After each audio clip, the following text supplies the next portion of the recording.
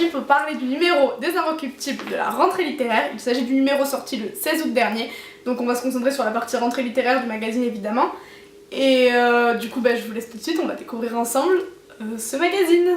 Alors avant toute chose, j'en profite pour vous dire que la Tiscase, vraiment c'est juste pas bon en fait. Franchement c'est de la tequila et elle est pas bonne quoi, c'est incroyable. Le seul truc qui m'a fait acheter cette bouteille c'est parce que je la trouvais jolie en magasin et je peux vous assurer que Gaëtan a gardé un très mauvais souvenir. L'édito a été écrit par Nelly Caprielian, j'espère que j'écorche pas trop son nom. Et en fait il parle de la place de la femme dans l'écriture, donc le titre c'est écrivaine.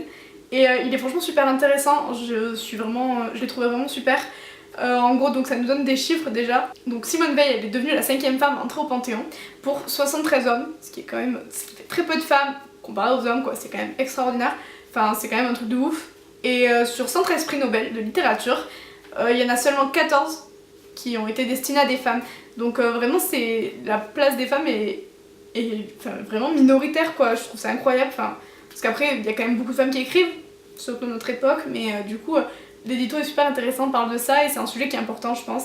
Et pareil, par exemple, Leila Slimani était la 12e écrivaine à obtenir le prix Goncourt, qui a pourtant été créé en 1903. Donc qu'est-ce que ça veut dire et c'est ce que cet édito soulève et j'ai trouvé ça super intéressant. Il se trouve que sur les 567 romans qui paraîtront d'ici fin septembre, les textes les plus attendus sont souvent écrits par des femmes en fait. Donc c'est un édito que je trouve très bien, que je valide. Donc on a ensuite un gros dossier avec en une l'américaine Nicole Cross qui a écrit Forêt obscure, qui est considéré d'après les Arocs comme l'un des plus beaux romans de la rentrée littéraire. Donc en gros ça parle de deux personnages en perte d'équilibre qui bousculent leurs certitudes. Pas trop ce que ça vaut, moi je suis pas très tentée par cette lecture là, pour être honnête je suis pas sûre de le lire, mais c'est vrai que j'en ai pas mal entendu parler et c'est quand même intéressant. Donc cette année il y a 567 romans qui sortent à la rentrée littéraire, donc là on a un article en une autour de la rentrée littéraire avec donc en gros les Arocs ils ont fait une sélection de 40 titres à la une et il y en a certains qui ont retenu mon attention plus que d'autres. Parmi les livres qui me font de l'œil pour la rentrée littéraire, on a celui de Maëlys de Kerangal, Un monde à portée de main, aux éditions Verticales. Donc l'auteur de Réparer les vivants a décidé de s'intéresser aux peintres en décor. As du trompe-l'œil capable de faire passer un panneau de bois pour du marbre, elle suit le destin de Paula, ancienne de l'Institut de peintres de Bruxelles, tout en racontant les débuts de sa vocation. Le charme de naissance d'un pont nous perd plus. Donc bon, a priori leur avis n'est pas ultra positif, moi j'ai quand même envie de le lire pour me faire mon propre opinion, donc je pense que je le lirai quand même. Éric Richer qui nous publie cette année La Rouille aux éditions L'Ogre, avec donc une adolescence farouche, Noah grandit dans la décharge d'une ancienne ville sidérurgique au nord de la France, où la classe ouvrière est passée de l'extrême gauche à l'extrême droite. Un univers à la Mad Max régi par la sueur, la rouille et les courses de bagnole déglinguées, dans lequel le gamin élève en secret un requin qu'il rêve d'envoyer dévorer ce qui le martyrise. Je trouve qu'il a l'air super intéressant et je trouve que vraiment ça a l'air pas mal, donc ça promet quelque chose d'intéressant. Ensuite on a de Denis Johnson, La générosité de la sirène, aux éditions Christian Bourgeois. Donc ils sont en prison, en cure dans un centre de désintoxication où, obsédés par le jumeau supposé d'Elvis, les personnages de l'ultime livre de Denis Johnson, décédé en 2017, entretiennent un rapport privilégié avec les fantômes. Des visions qui peuplent leur vie brisée, Johnson tire 5 nouvelles d'une exceptionnelle luminosité, effroi et empathie, humour et poésie. Donc on a Arcadie aussi, qui a l'air aux éditions Paul, qui a l'air de carrément détonner de ce qu'on voit d'habitude. Donc c'est écrit par Emmanuel Baya-Mactam. Donc dingue, drôle, subversif et furieusement littéraire, comme souvent chez Baya-Mactam, l'auteur la plus surprenante de sa génération, l'action se déroule au sein d'une communauté d'idéalistes sexuellement inventifs au rythme des vers de Victor Hugo. Ensuite on a Olivia de Lamberterie qui nous écrit aux éditions Stock avec toutes mes sympathies. Donc il s'est suicidé pour son premier livre, la critique littéraire Olivia de Lamberterie dresse un beau portrait de son frère Alexandre, homme brillant, père et époux aimé qui pourtant ne supportait plus la vie. J'ai très envie de découvrir ce livre-là, qui je trouve est un sujet très difficile, ça me rappelle Rien ne s'oppose à la nuit de Delphine de Vigan, mais en tout cas j'ai très envie de le découvrir. On a Tenir jusqu'à l'aube de Carole Five. Célibataire et mère d'un garçon de 2 ans, la narratrice est ce qu'on appelle désormais une solo. Sans crèche, sans budget, sans nourrice, elle vit à huis clos avec son fils et ses jouets de super-héros. Alors pour échapper à l'étouffement, la nuit, elle fugue. Chaque fois un peu plus loin, un peu plus longtemps. Je vous lis pas tous les résumés à chaque fois parce que je vous laisse découvrir quand même. Mais franchement, franchement ça a l'air super sympa. Moi je trouve que ce livre-là a l'air très fort, très puissant et j'ai vraiment envie de le découvrir. Donc là, un de ceux que j'attends le plus, vraiment je crois que c'est celui que j'attends même le plus en fait, c'est Réel, publié aux éditions de l'Observatoire, écrit par Guillaume Cyr. Donc Johanna veut être enviée, désirée, aimée. Ses parents et toute la famille passent leur vie devant la télé. Véritable fait du logis. Son fantasme va devenir réalité quand elle est sélectionnée pour une émission de télé-réalité. Donc ça a été écrit par un enseignant à l'université de Toulouse-Jean Jaurès, où j'étais plutôt. Et c'est un roman que j'attends vraiment avec impatience, quoi. Vraiment, j'ai très envie de le découvrir. Dans la société actuelle où la télé-réalité a pris de plus en plus de place, les influenceurs eux aussi ont pris de plus en plus de place, je trouve que c'est un sujet qui est captivant et où il y a beaucoup à traiter et beaucoup à puiser en fait. On a un livre de Chloé Corman, donc c'est Midi, publié aux éditions Seuil. Médecin dans un hôpital parisien, Claire accueille Dominique, un ancien amant atteint d'une grave hépatite. 15 ans plus tôt, lors d'un été à Marseille, ils ont animé ensemble un atelier de théâtre pour enfants. Alors Claire se souvient du désir, des tromperies, mais aussi de la petite Joséphine, battue et condamnée par le silence et la lâcheté des adultes.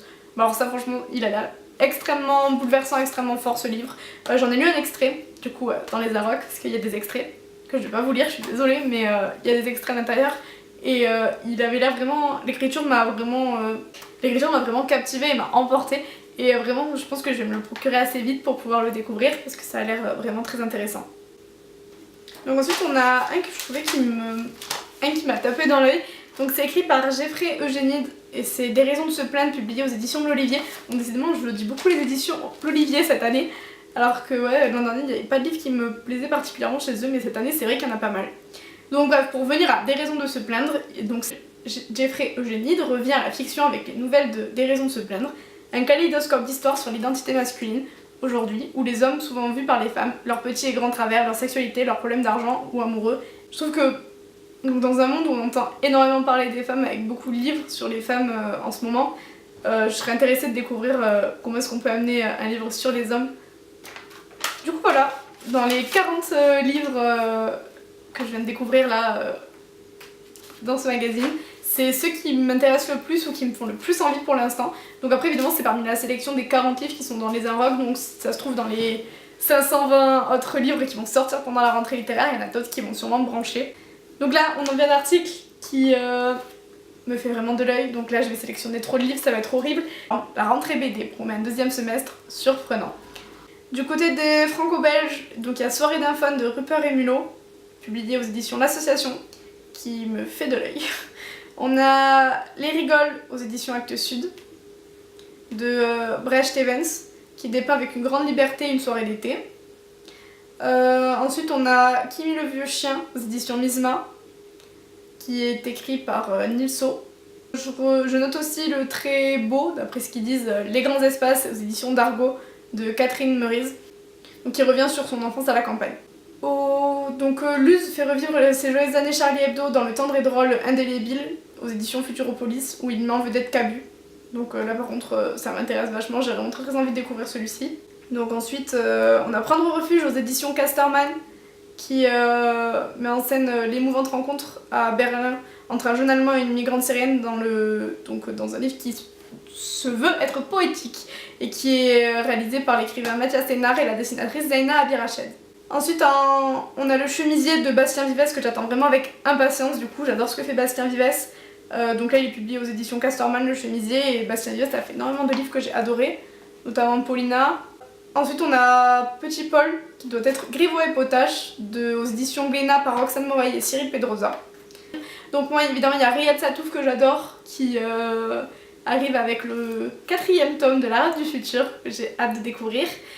Du coup je vais attendre que j'arrive en médiathèque parce que je peux pas tout acheter, le budget étudiant ne me le permet pas.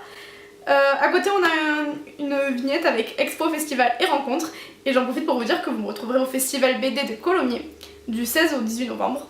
Donc j'irai sûrement et Gaëtan viendra sûrement avec moi parce que je vais sûrement réussir à le convaincre. Donc ensuite on a des extraits des livres, donc de certains livres qui sont cités. Alors je vais pas vous lire les extraits non plus. Donc il y a Chloé Corman Midi, c'est là où j'ai lu l'extrait. Et il y en a d'autres. Et du coup c'est assez sympa pour pré-découvrir ces livres de la rentrée. Hop, et extraordinaire, j'ai adoré. Ravie d'apprendre cette nouvelle là.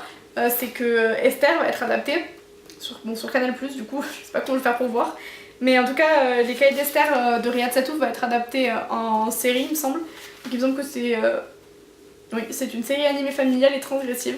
Et donc ils vont adapter le tome 1 en série et j'ai vraiment hâte de découvrir et de voir ce que ça va donner. J'espère que je serai pas déçue parce que j'adore vraiment ce livre.